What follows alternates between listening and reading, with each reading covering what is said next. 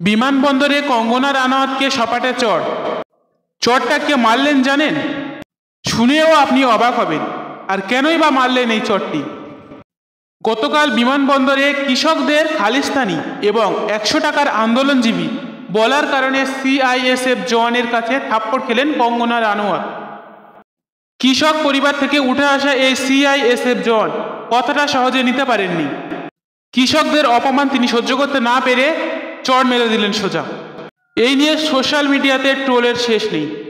এই ঘটনাটি কাল থেকে সোশ্যাল মিডিয়াতে খুব তোলপাড় করে চলেছে। সোশ্যাল মিডিয়াতে তোলপাড় এই ঘটনা, ইতনি খুশি ইতনি খুশি ইতনি খুশি মুঝে আজ তক নাহি হুয়া। কেউ কেউ এরকম পোস্টও করেছেন, আবার কেউ কেউ বলছেন জয় জওয়ান জয় কিষান। দেখুন এক চড়ে কেমন দাগ পড়েছে। এইসব মানুষকে শিক্ষা দেওয়া উচিত যারা কৃষকদের খারাপ বলে। আর এই সিআইএসএফ মহিলা সৈনিকের নাম কুলবিন্দর। ঘটনাটি ঘটেছে চণ্ডীগড় এয়ারপোর্টে।